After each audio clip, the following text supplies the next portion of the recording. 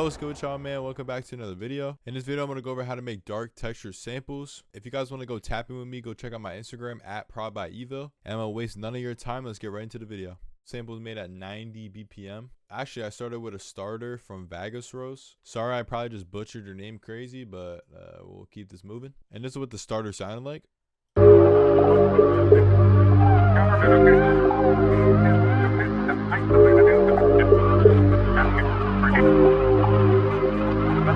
I didn't even use the whole starter. All I used were these chords, this like lead and like these like vocal texture things. All I did was pitch this down 5 semitones, and this is what it leaves me.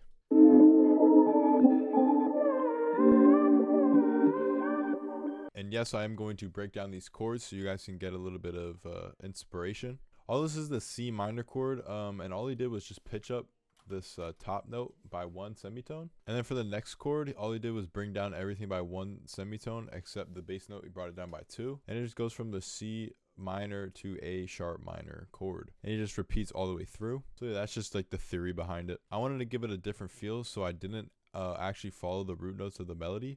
I kind of just came up with these own notes, and this is what the bass sounds like.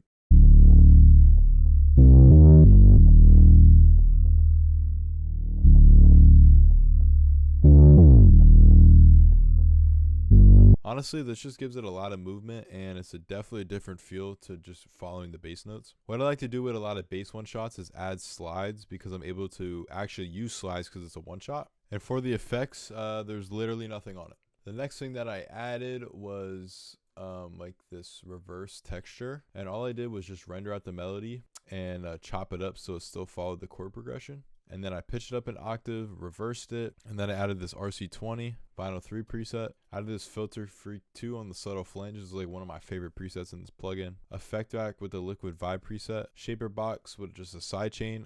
This is like also what I do in a ton of beats just to give more movement. And EQ cutting out the lows. And this is what it sounds like after all the effects.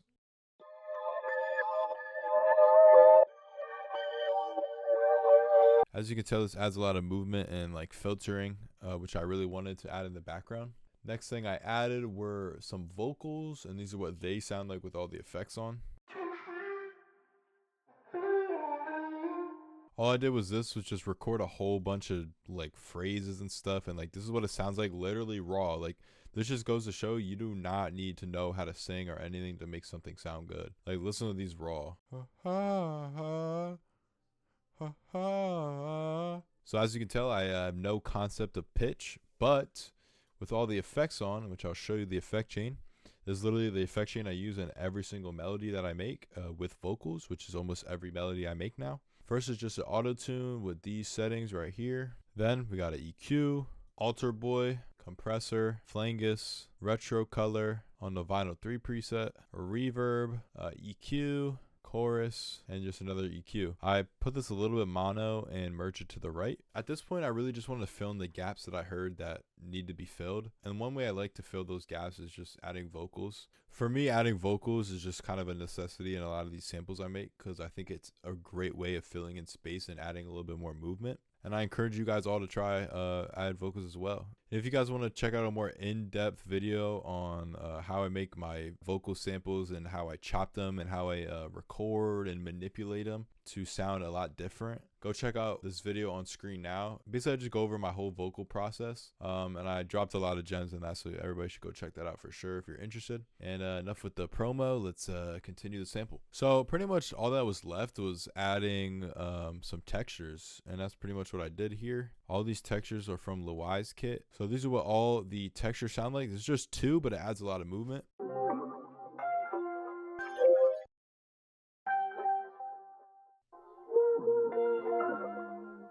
And then I just added a perc loop from that same kit.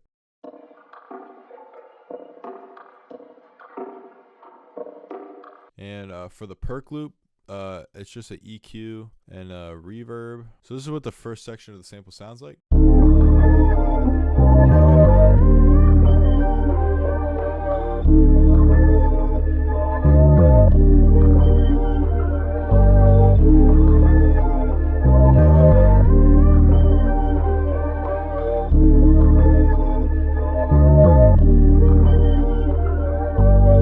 for this section, I just stripped down a bunch of the sounds. And then for this final section, which is actually my favorite, I got rid of the whole main melody and just kept the reverse in. And I kind of just let the bass kind of just run its course. And this is what the last section of the melody sounds like.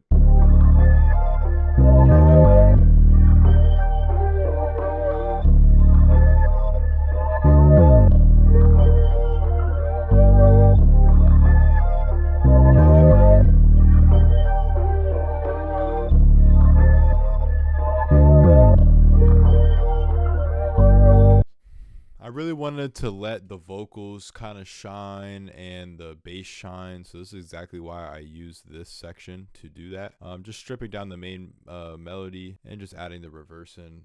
Still fills in that space, still feels full, but also stripped back at the same time. Yeah, that's pretty much it for the sample. For the master, all it is the EQ and a soft clipper. This is literally the master I use on everything pretty much. I didn't even pitch the sample or anything. I thought it sounded the best at this pitch. Honestly, the biggest takeaway from this video is like just understanding that you can work with starters and you can build with starters. I think it's a great way to get some inspiration. I also think it's just important to collaborate with people in this space. And honestly, that's the best way to make connections and all that. So yeah, I hope y'all took some away from this video. I hope it was a little helpful. Hope you guys learned some. I appreciate all the support on the previous videos. Y'all been going actually crazy. I really do appreciate it. If you liked the video, hit the like button, subscribe, whatever. Go check out my Instagram at prodbyeville. And yeah, that's pretty much it. I hope you guys have a great rest of your day, and I'll catch you on the next